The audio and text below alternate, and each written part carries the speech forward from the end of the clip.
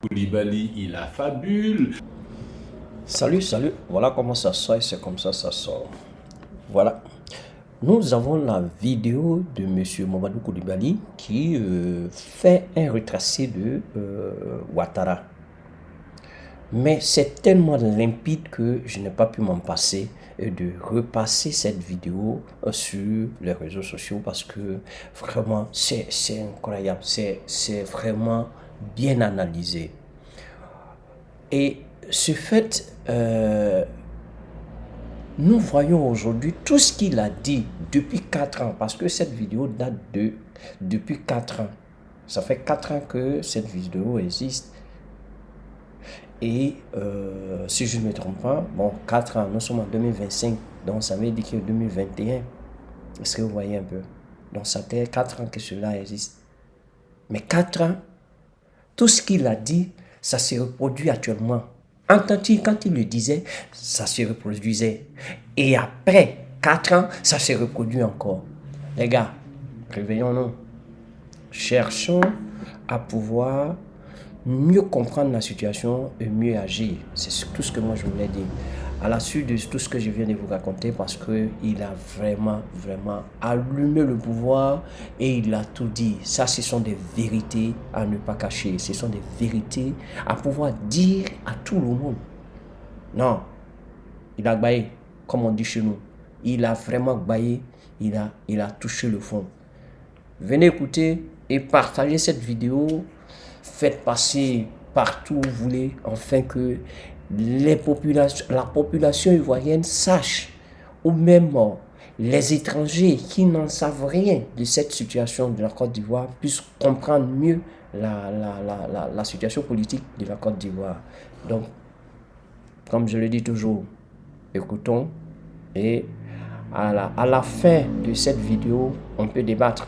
On va décortiquer un peu ce qu'il a dit pour étayer un peu d'autres lanternes, parce que à l'écouter, il y a certains passages qu'on peut quand même éclaircir plus. Sachez, hein, c'est un enseignant, donc c'est un professeur, monsieur Koulibaly. C'est pas un enfant, donc il sait comment parler pour atteindre toute personne, pour atteindre même celui-même qui ne sait pas, ne comprend pas la langue française. Le peu qu'il en sait, il arrive à comprendre. Donc il est allé tellement terre à terre qu'on peut tous comprendre. Et j'aimerais dire que regardons et on va dire la suite. Regardons. Nous sommes jeudi et ce jeudi, les populations ivoiriennes, jeunes et femmes, ont décidé de manifester partout en Côte d'Ivoire contre le projet de M. Ouattara, actuel président de la République, de violer la Constitution, de violer les dispositions légales de ce pays pour non seulement se représenter à des élections présidentielles à venir, mais aussi de tout faire pour les gagner. Il y a eu des blessés et des morts. Prompt rétablissement aux blessés et je m'incline devant la mémoire des morts. C'est très injuste que l'on puisse tuer les citoyens de son propre pays pour rester au pouvoir, alors que ces populations n'ont rien fait que de contester le coup d'État que vous êtes en train d'opérer. Monsieur Ouattara, cela fait maintenant 30 ans qu'il perturbe la vie politique en Côte d'Ivoire et la vie sociale, parce que la politique a des conséquences. Depuis la mort d'Houphouët-Boigny, jusqu'à aujourd'hui, M. Ouattara n'a fait que perturber la Côte d'Ivoire. Lorsque Houphouët est mort, il a essayé de violer la Constitution pour s'installer à la place de M. Bédié, qui constitutionnellement devrait être le président. Lorsque Bédié s'est installé, il a prétexté de tous les éléments pour nous faire un coup d'État et installer le désordre. Lorsque nous avons essayé de contenir ce coup d'État à la fin du régime que le président Gbagbo s'est installé, M. Ouattara a perturbé la gestion de ce pays pendant 10 ans, avec une rébellion qui a appauvri le nord de la Côte d'Ivoire, qui a appauvri les populations ivoiriennes. Et puis, une fois au pouvoir, M. Ouattara décide de modifier la Constitution pour son propre compte en 2016 et remodifie cette Constitution pour son propre compte en 2020. Il faut saluer. Il faut saluer le patriotisme des populations ivoiriennes, politiques ou non, militaires comme civiles, qui ont laissé faire. Jamais pendant cette période de gouvernance de Ouattara, il n'y a eu de tentative de coup d'État contre lui, à part les tentatives qu'il a inventées lui-même. Aucun politicien n'est monté au créneau pour monter une rébellion contre lui, pour monter un coup d'État contre lui. Au contraire, c'est lui qui a emprisonné ses adversaires, monté des procès injustes contre eux, les sortir de prison selon son gré. Nous avons laissé faire, les populations ivoiriennes ont laissé faire. Pour la paix, pour la cohésion, mais Ouattara a interprété tout cela comme étant de la faiblesse, de la couardise. Depuis qu'il est installé au pouvoir en 2011, ça fait 10 ans que M. Ouattara règne par la peur. Il fait régner une peur superstitieuse en Côte d'Ivoire. Les gens ont peur de leur téléphone, ont peur de leur maison, ont peur de se parler, ont peur sur les marchés, ont peur dans les villages. Ah, il ne faut pas faire, ils vont venir me tuer. Ah, il ne faut pas faire, ils vont venir m'agresser. Ah, il ne faut pas faire, ils vont brûler ma maison. Il a terrorisé les populations ivoiriennes. À l'époque, il se plaignait que c'était la constitution de Bédier, c'était la constitution de Guéhi. Là, c'est lui-même qui, en 2014, là-bas à San Pedro, a fait un discours pour décider qu'après les élections, il va changer la constitution ivoirienne pour la rendre plus moderne, plus démocratique, plus ceci, plus cela. Et à l'époque, je me souviens très bien avoir expliqué aux populations ivoiriennes que ce type-là, la modification qu'il veut faire là, c'est pour venir nous dire après que comme la loi n'est pas rétroactive, donc il peut se représenter encore et encore et encore. Et puis ça n'a pas raté. Ça n'a pas raté. Il fait la modification de la Constitution, alors qu'à l'époque, ses partisans sont intervenus pour m'expliquer que non, non, non, le professeur Koulibaly, il affabule, la loi est claire, et les effets des anciennes constitutions continuent avec la nouvelle constitution. On ne pourra jamais dire que la non-rétroactivité de la loi va jouer sur ce cas. Mais non, mais non, mais non, mais non. Et puis aujourd'hui, ça n'a pas raté. Les mêmes soi-disant constitutionnalistes qui défendaient la rédaction de la constitution de Ouattara ont disparu. Ils ne savent plus parce qu'effectivement, ils sont allés chercher quoi? Ah oui, mais le professeur Koulibaly avait bien dit que, et puis ils prennent le passage. Comme la loi n'est pas rétroactive, M. Ouattara pourra se prévaloir de faire son premier mandat maintenant et pourra continuer ad vitam aeternam. Mais ils oublient de dire que je mettais en garde la population ivoirienne, que c'est justement le type d'argument fallacieux que M. Ouattara allait utiliser. Et puis bon, voilà. Voilà. Le voilà là, en train de dire que c'est la Troisième République, c'est son premier mandat, comme si la rédaction de ce texte était attachée au poste présidentiel. Mais c'est attaché à la personne, on dit le président de la République.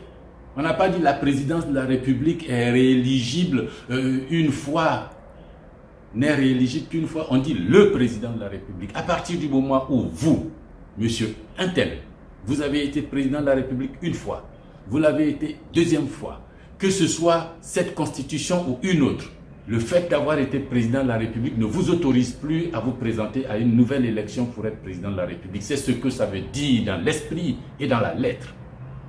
Mais les truands, les gens qui veulent violer la Constitution, il faut savoir que non, la Constitution ayant changé, bon, M. Ouattara fait maintenant le premier mandat de la Troisième République. Mais non!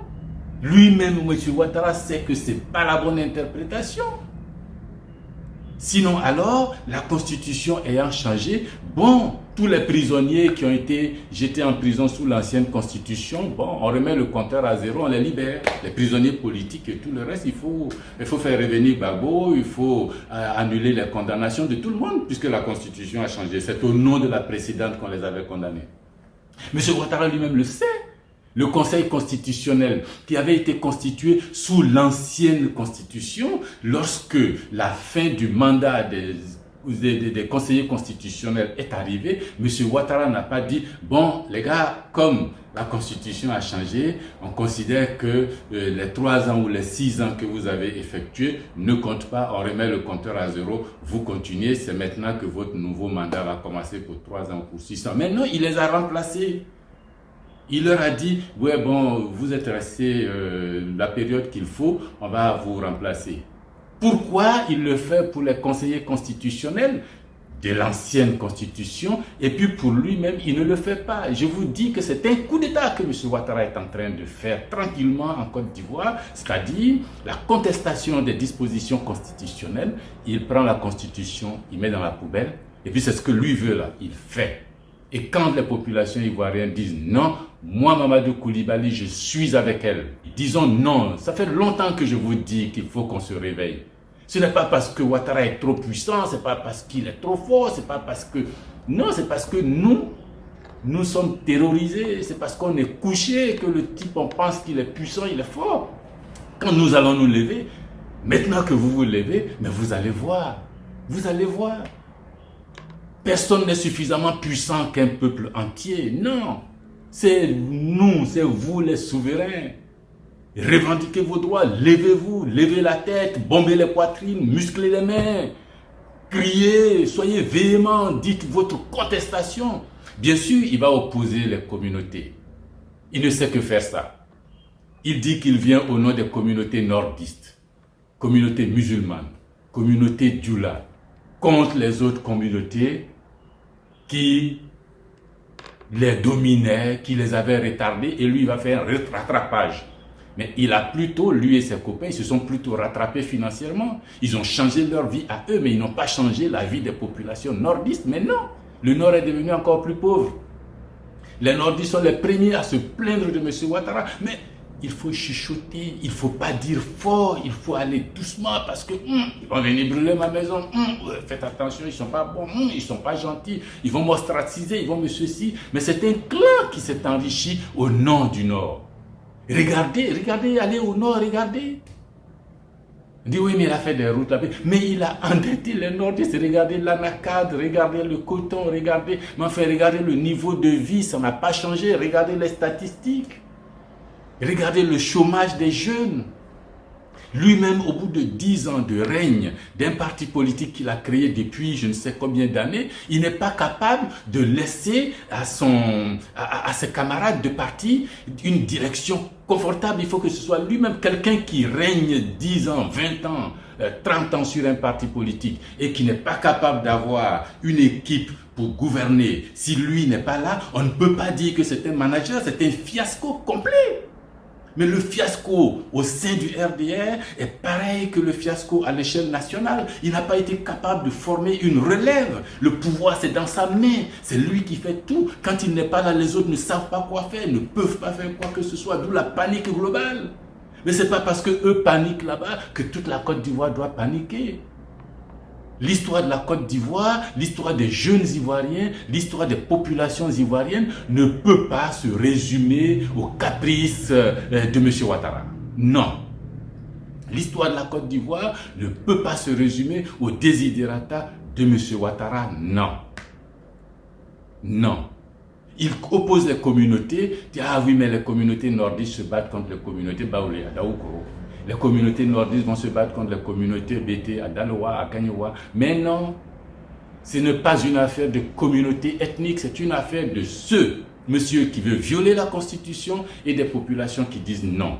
Il manipule, il instrumentalise les ethnies, les religions, les hommes pour les opposer les uns aux autres. Ça, il faut que nous disions non. Non.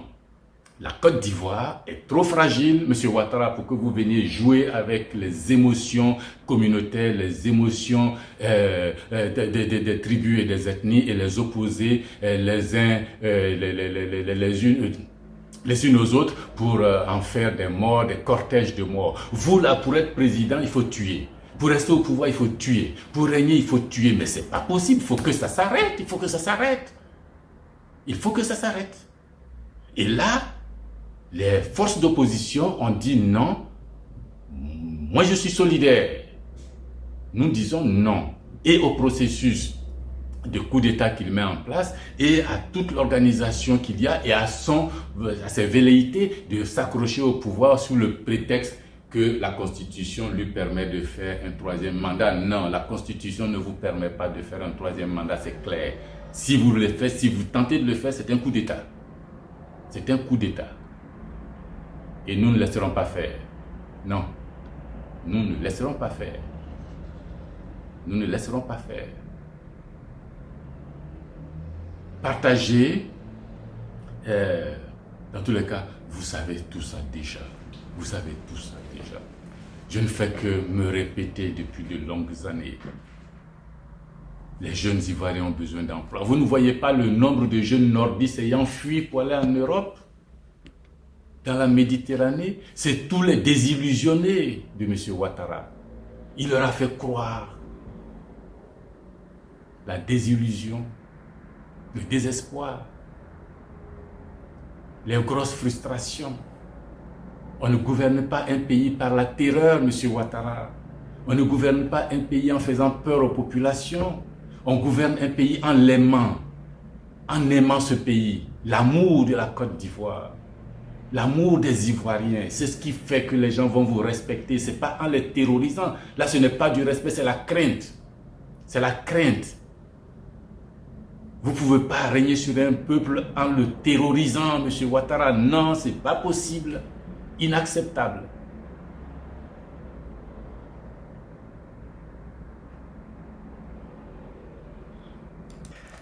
Et voilà, nous y sommes.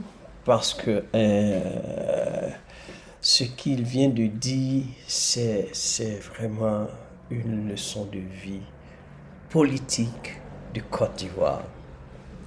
Vous voyez, il a vraiment retracé la vie politique de Dramane, qui n'a été seulement que de mettre les bâtons dans les roues des Ivoiriens. Je dis bien des Ivoiriens, politiquement parlant. Effectivement, ça a été la même chose. Et regardez, successivement, il utilise la même méthode. Successivement, depuis 90 jusqu'à aujourd'hui, c'est la même méthode qu'il utilise. C'est la même méthode, il ne change pas. Pas plus tard que dernièrement. C'est la même méthode qu'il a utilisée en 90 quand M. Laurent Gbagbo voulait marcher, rentrer sur son titre. Bien avant qu'il arrive sur le terrain, ils avaient déjà commencé à casser. Ça, c'était un. Et de deux, quand sa voiture était garée, ils sont partis pour... Vous voyez, c'est pour dire que ce monsieur, il ne change pas.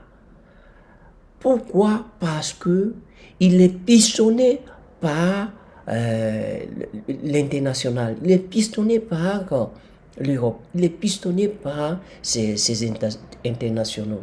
Donc, ce qui veut dire que de la même manière que l'Irogachi réagit, c'est de la même manière que ce monsieur réagit. Il ne change pas de méthode. Et c'est comme ça, ces Européens-là viennent nous emmerder ici, nous foutent la merde là, c'est la même chose que le gars, il procède. Regardez que par exemple, comme M. Koulibaly l'a dit, depuis 30 ans, il nous emmerde dans la politique.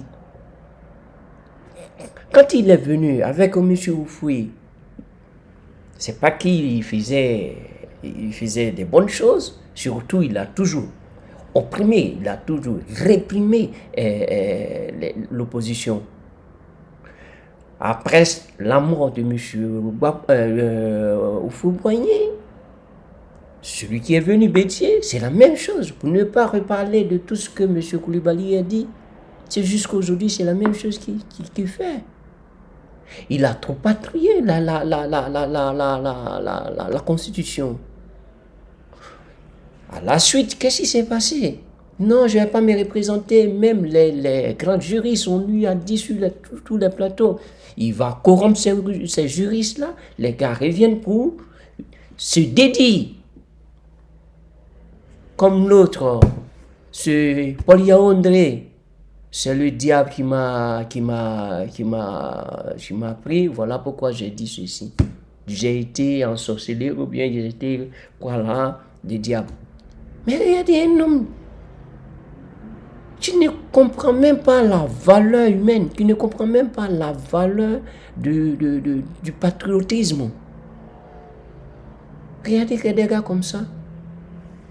La même Bitogo, il dit Bitogo encore, comment il s'appelle la même Bakongo, un grand juriste comme lui, qui vient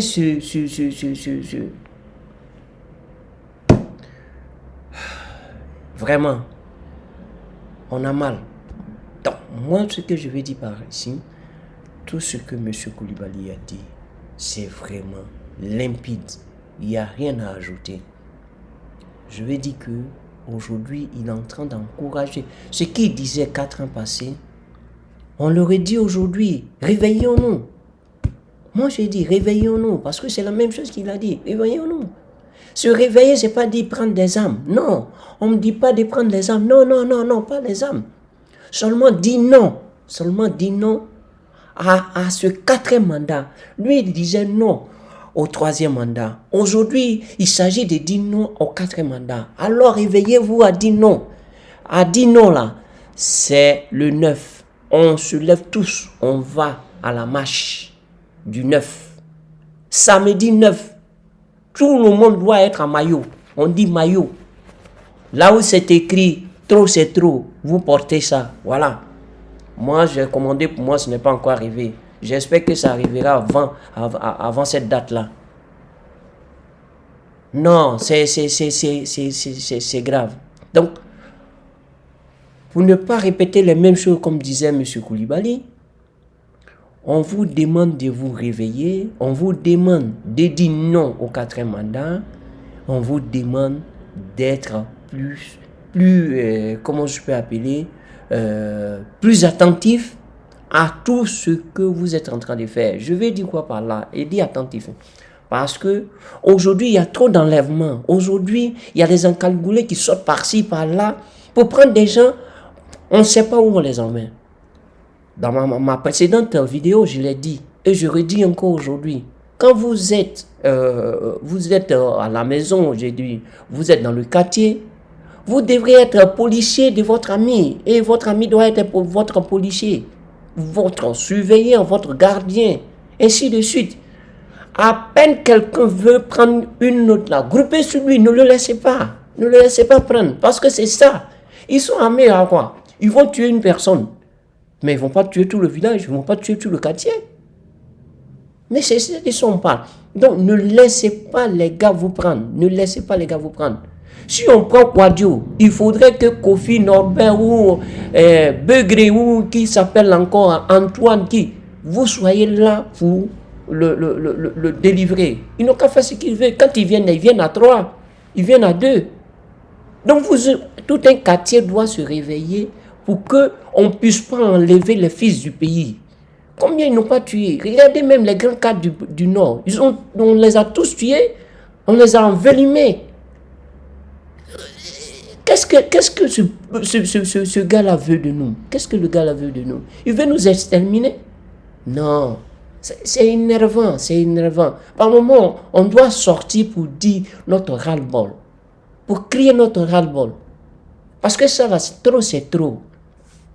Trop c'est trop. Donc, on dit quoi? Ne vous laissez pas prendre. Quand vous dormez, quand vous allez au marché, quand vous allez où vous voulez, n'allez pas seul. Faites-vous accompagner. Ne vous laissez pas prendre. Ne vous laissez pas prendre. Parce que c'est inadmissible. Quelqu'un qui fait une loi, je ne sais pas. C'est quoi ça? C'est la dictature. Il y a des gens qui ont géré ce pays-là. Ouais, jamais vu dans ce pays-là qu'on enlève les gens par-ci, on enlève les gens par-là, et on ne sait même pas où on les envoie. On ne sait même pas où on les envoie. Et ça, c'est vilain. Ça, c'est vilain. On ne va pas continuer dans ça.